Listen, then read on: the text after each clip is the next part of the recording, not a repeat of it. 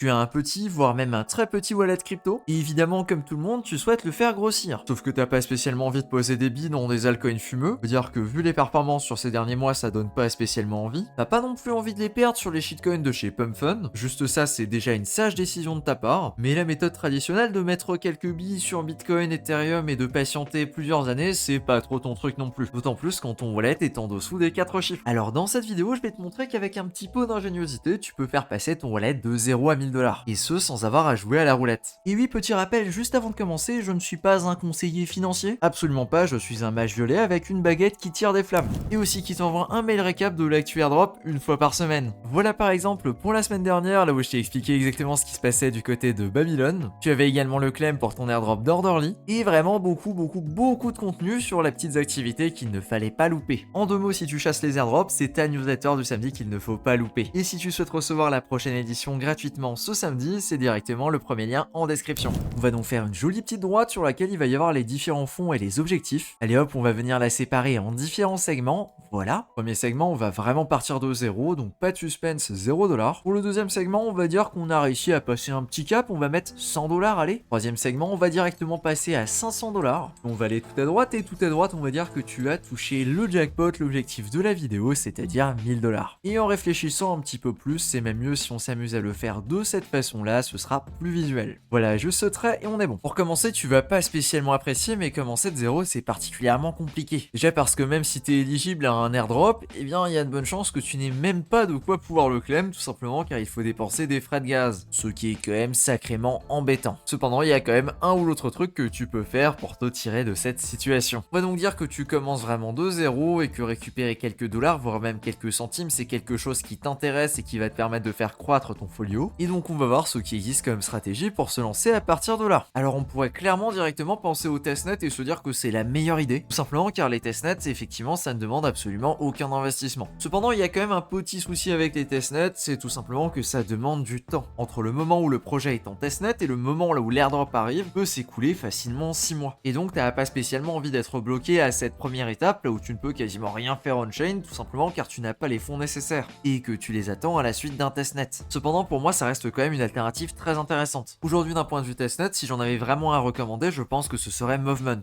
La campagne est par contre très longue et il y a vraiment énormément de choses à faire. C'est pas spécialement des choses très intéressantes non plus, mais ça pourrait te permettre de choper un premier airdrop sympathique. Deuxième suggestion, et ça c'est un site que j'ai découvert il y a quelques jours. Il s'agit de Rounds et c'est une application qui permet de recevoir des récompenses pour parler d'un projet ou autre sur Farcaster ou encore sur Twitter. La majorité de ces rewards là sont quand même sur Farcaster, donc bon, il n'y a pas trop de suspense. Le seul truc, c'est que Farcaster via Warpcast, ça doit coûter 2 ou 3$ à payer avec ta carte bancaire. C'est comme une application que tu achètes sur le Play Store finalement. Et effectivement, on casse un petit peu la règle de commencer de 0-0. Cependant, ici, l'intérêt, c'est que tu peux quand même te rembourser assez facilement. Pour te donner un ordre d'idée, j'ai fait quelques posts hier et voilà ce que j'ai déjà en reward qui devrait tomber dans les prochains jours. J'ai ici 0,0043 Ether, ce qui doit faire à peu près 9$. Et ici, j'ai 13,7 OP, ce qui doit faire à peu près 15$. Alors là, maintenant, tout de suite, c'est pas la somme finale que je vais recevoir, il faut encore attendre parce qu'il y a peut-être d'autres personnes qui vont recevoir ces rewards, et donc mes récompenses à moi peuvent encore diminuer. Mais sachant qu'on part du principe que tu pars vraiment de 0, ça reste quelque chose de très sympathique. Il y a régulièrement des rounds qui sont organisés et tu peux avoir la liste juste ici. Pour chaque round, tu as les récompenses associées, et celles-ci sont distribuées aux utilisateurs en fonction des likes qu'ils vont recevoir, et notamment des likes de la personne qui a organisé le round. Plus le post que tu vas faire sur Farcaster a de likes, plus tu as de chances d'avoir des récompenses importantes. Pour ça, il suffit de faire un post qui correspond aux critères. Ici, le critère, c'est tout simplement de commencer ton post par This Week I Built, et ensuite de raconter quelque chose, puis de venir le poster sur la communauté Basebuild. Voilà, par exemple, ici, tu peux voir qu'il y a quand même pas mal de personnes qui ont participé. En ce moment, il y a quand même pas mal de rounds qui sont en cours, et il y en a certains qui ont des récompenses qui sont quand même pas mal intéressantes. Donc je considère que c'est un bon moyen de passer de 0 à 100, voire même, pourquoi pas, de 0 à 500. Par contre, ça demandera évidemment du temps, et surtout un petit peu de créativité et des compétences, car pour certains, on va te demander des illustrations, pour d'autres de l'animation avec une petite vidéo, un gif, etc.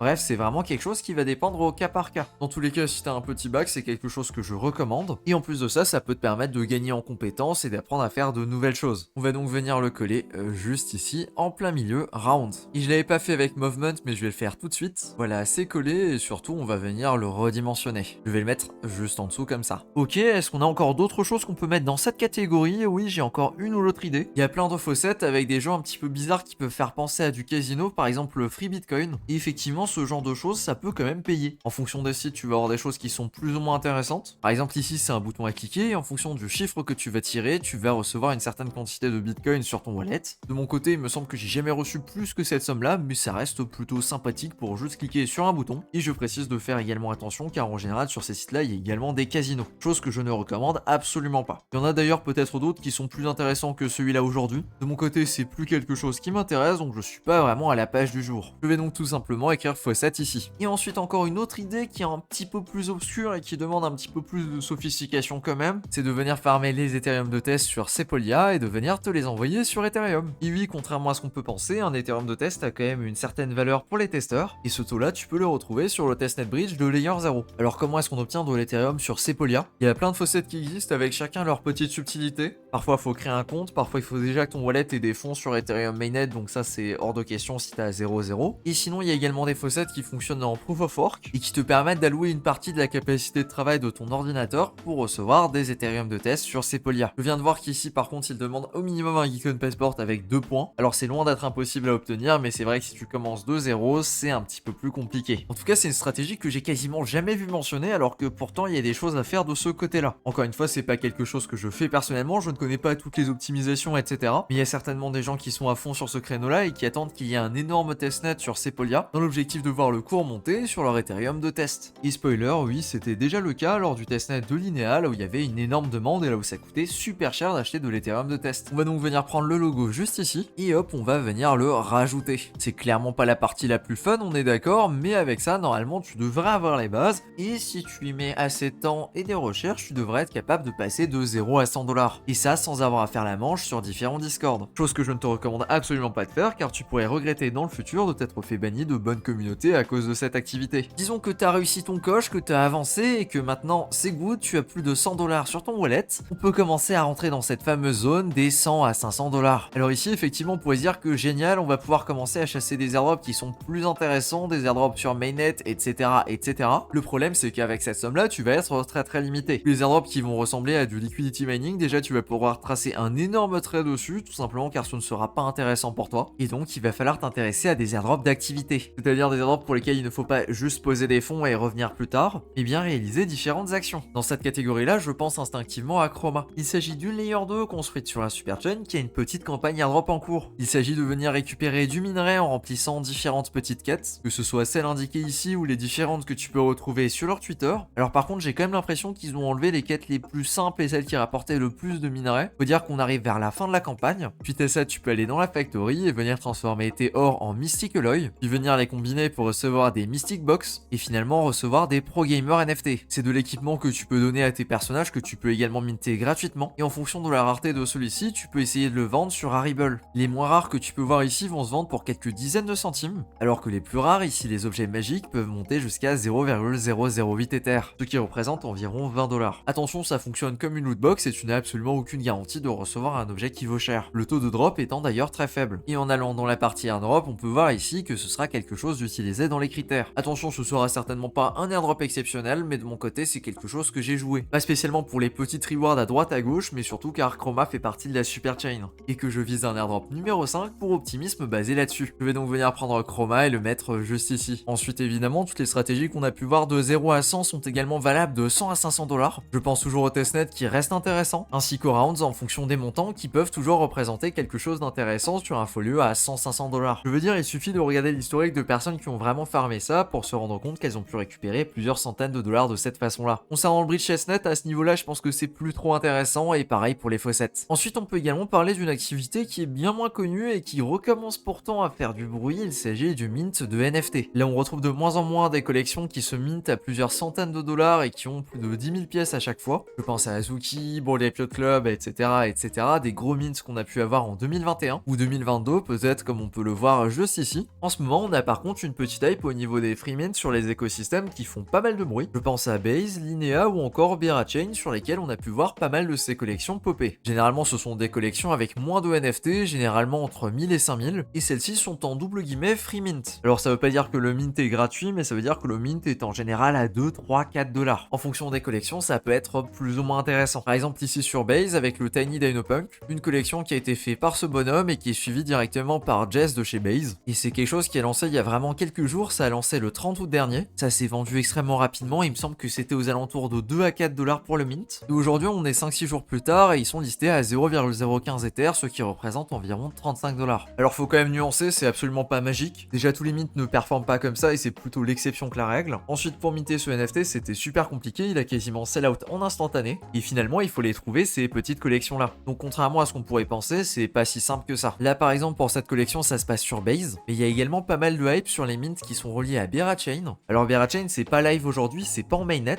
Cependant, il y a pas mal de mints, de projets qui vont construire sur Berachain et qui sont réalisés sur Arbitrum. Ces mints-là sont aussi des mints à 2, 3, 4, 5 dollars. Et en échange, les holders de ces NFT-là auront probablement des petites récompenses pour les projets qui les auront mintés. Encore une fois, ici, il n'y a absolument aucune garantie que c'est quelque chose qui fonctionne à 100%. Mais par contre, c'est un narratif qu'on observe de plus en plus et je trouve que c'est parfait pour faire grossir un petit folio. Je vais donc venir rajouter ça juste ici, dans la petite catégorie. Et voilà, avec cette autre illustration, tu comprendras que ce sont les mints.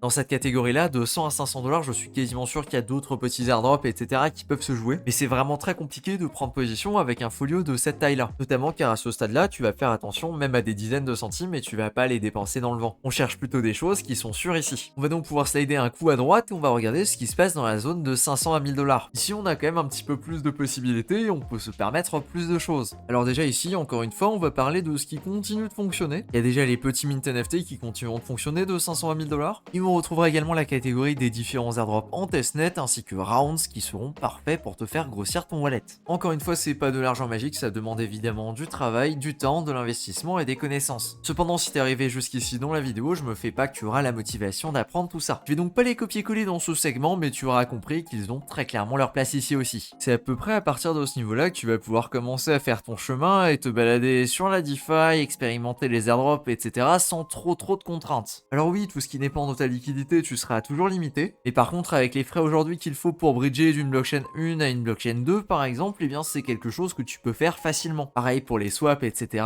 Être dans cette zone-là, ça te débloque une quantité folle d'options. Le truc, c'est que toutes ne sont pas aussi intéressantes les unes que les autres. Alors qu'est-ce qu'on a dans cette tranche? Dans cette catégorie-là, je pense qu'on peut mentionner pas mal de campagnes de taille moyenne, j'ai envie de dire. J'aurais bien mentionné le Superfest avec les différents NFT à venir récupérer, par exemple. Alors malheureusement, aujourd'hui, ça va être un petit peu tard car la campagne est terminée ou alors se termine demain. Mais il me semble bien que ce soit trop tard pour obtenir les fameux bracelets, chose qui nous intéresse particulièrement. En tout cas, le bracelet VIP étant disponible en quantité assez limitée, s'il y a suffisamment de demandes, il devrait se vendre à bon prix, ou alors il pourrait servir à un bonus pour un airdrop d'Optimism 5. Je peux également mentionner la campagne The Road to Sonic de la blockchain Phantom, cette campagne qui est peu connue, pour laquelle il n'y a pas beaucoup de participants et surtout qui demande quand même pas mal de friction. Tout ça pour un trésor de guerre plutôt sympathique. Je vais donc mettre le petit logo de Galaxy juste ici, et je vais écrire tout ce qui est campagne de type airdrop. Je pense également que tu commences à rentrer dans la zone là où faire de l'activité c'est assez intéressant. Alors évidemment tu vas pas faire des folies avec 500 à 1000 dollars, on est d'accord, niveau volume ça risque d'être limité. Cependant ça commence à être le moment pour se positionner sur Base, faire quelques transactions et commencer à marquer la blockchain.